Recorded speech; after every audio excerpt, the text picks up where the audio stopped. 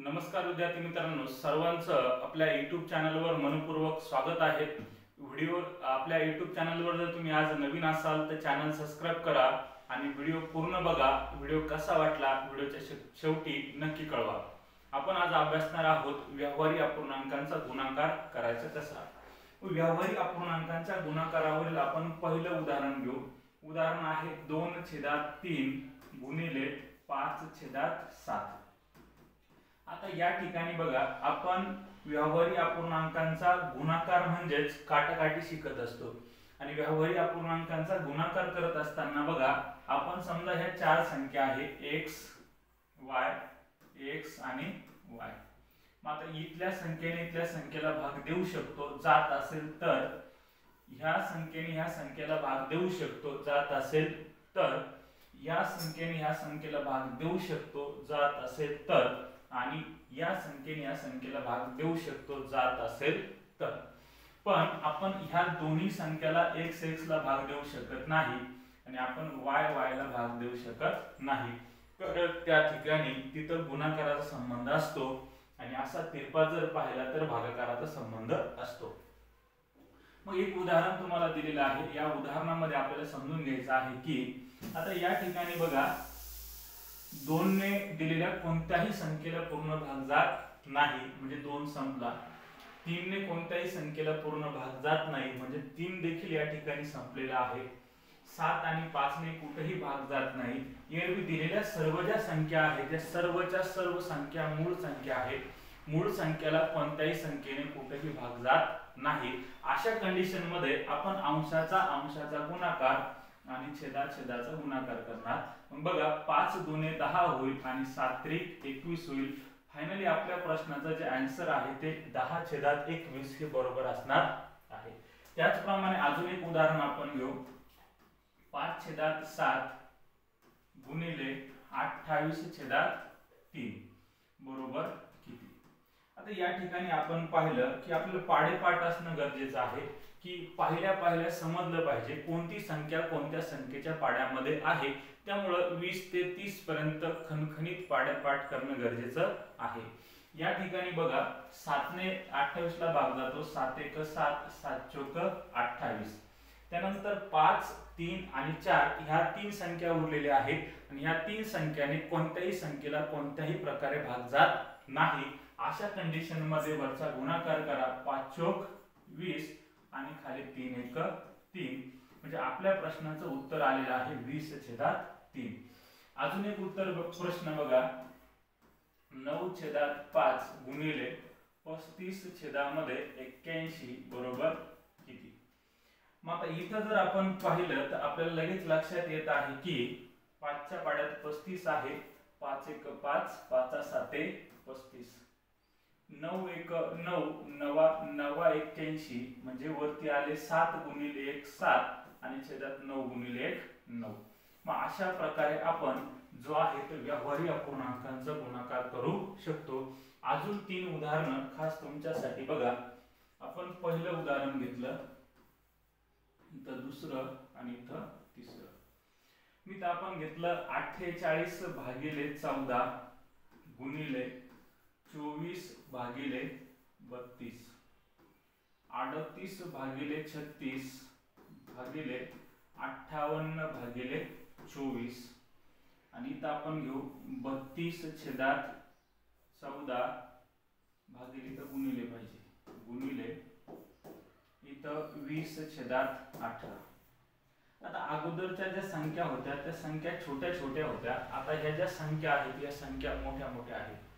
जर दिलेल्या उदाहरणामध्ये अंशात आणि छेदात जर पाहिलं तर समसंख्या असेल तर त्यांना 2 ने भाग द्या।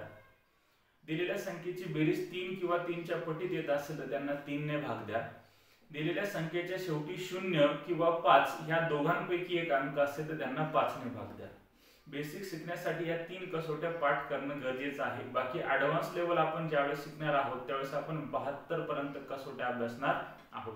आता या ठिकाणी बघा, अंश आणि छेदामध्ये तुम्हाला समसंख्या दिसल्या की त्याला तुम्ही 2 ने भाग देणार आणि पाडे जर पाठ असेल तर पाड्यामध्ये जर तुम्हाला मोठ्या मोठ्या संख्या जर आढळल्या तर तुम्ही भाग देऊ शकता। आता या ठिकाणी 8च्या पाड्यामध्ये 32 आहे 8च्या पाड्यामध्ये 24 आहे. मग तुम्ही 8 चौक 32 करू शकता आणि 8 त्रिक 24 असं देखील करू शकता. आता 4च्या पाड्यात 48 आहे. तुम्ही म्हणशाल सर 4चा पाडा 40 पाशी संपला, पण असं होत नाही मित्रा. 4चा जो पाडा आहे तो 4 जोपर्यंत आपण दिलेल्या संख्येमध्ये 4 प्लस करत जाऊ तोपर्यंत त्या संख्येचा पाडा तयार होत असतो. मग 48 ला 4 ने भाग द्यायचा कसा बघा. 4 1 4, 4 1 4 आणि 4 2 8. आता वरती आलेले आहे 12, खाली आलेले आहे 14. 12 आणि 14 हे कोणत्याही संख्येच्या पाड्यामधील संख्या नाही, पण एकमेकांच्या पाड्यामधील संख्या नाही, पण या दोनच्या पाड्यामधील संख्या आहे. मग आपण याला 2 ने भाग देऊ शकतो. बेसक 12 आणि बेसाती 14. आता वरती भाग न जाणाऱ्या संख्या आल्या तर वरती 6 त्रिक 18 आणि खाली 7 1 7. आपल्या प्रश्नाचं उत्तर आलेलं आहे 18/7. इथं बघा आपण याला भाग देऊ शकतो. आता भाग द्यायचा किती नाही बघा, हे 38 आहे. मग तुम्हाला वाटलेला 2 ने भाग द्या, 3 ने भाग द्या, 4 ने द्या. तुम्हाला ज्या संख्येने वाटेल त्या संख्येने तुम्ही भाग देऊ शकता. मग तुम्हाला वाटलं सर मी 2 ना भाग देतो, 2 ने द्या. बे 1 बे, बे 2 4, बे 2 4, 1 उरला, बे 9 18. परत 2 ने भाग द्यायचा असेल तर बे 1 बे, बे त्रिक 6. परत इथं बे 1 बे, 1 उरला आणि बे 9 18. बरोबर. आता या ठिकाणी 19 ही मूळ संख्या आहे, 13 मूळ संख्या आहे, 29 ही मूळ संख्या आहे. म्हणजे या संख्येला कुठल्याही संख्येने भाग जाणार नाही. अशा वेळेस आपण काय करणार, 19 गुणिले 29 आणि खाली 13 गुणिले 12 यांचा गुणाकार करणार. मग 29 गुणिले 19 गुणाकार किती येईल बघा. 9 गुणिले 9 81, हातचा आले 8. 9 गुणिले 2 18, 18 आणि 8 26. 26 एक घर सोडलं, 29 1 29, 1 ला 1 9 आणि 5, 9 आणि 6 15, हातचा आला 1, 2 आणि 2 4, 4 आणि 1 5. म्हणजे यांचा गुणाकार आला आहे 551. त्यानंतर 12 गुणिले 13 आपण यांचा गुणाकार करणार. 12 गुणिले 13, मग 3 दुने 6 आणि 3 1 3. वरती 2 1 2 आणि 1 1 1. 6 3 आणि 2 5, एकाला 1. उत्तर आलेलं आहे 156. ज्यावेळेस पूर्ण भाग जाणाऱ्या न संख्या येतील, अगोदरची 3 उदाहरण आपण पाहिले, पाड्यामधील संख्या होतात त्यांना पूर्णपणे भाग जात होता.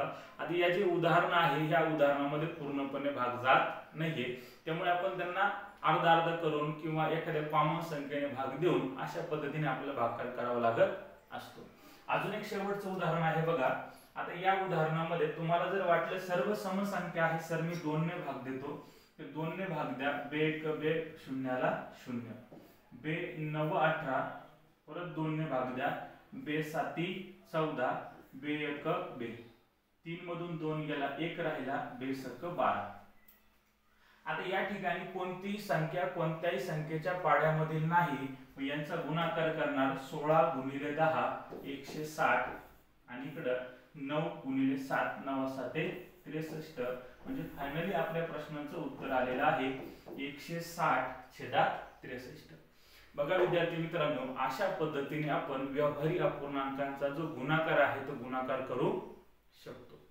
मग असा गुणाकार जर तुम्हाला आला तर तुम्हाला चांगल्या प्रकारे समोरचं जे गणित असतं सिलेबसवर आधारित ते गणित तुम्हाला सोडवता येऊ शकतात. अजूनही तुमची व्हिडिओ पूर्ण बघितल्यानंतर काही रिक्वायरमेंट असेल किंवा काही तुम्हाला सुचवायचं असेल तुम्ही कमेंटच्या माध्यमातून सुचवू शकतात आणि तुमची कमेंट माझ्यापर्यंत पोहोचू शकतात. या ठिकाणी आपण थांबू. सर्वांना जय हिंद, धन्यवाद.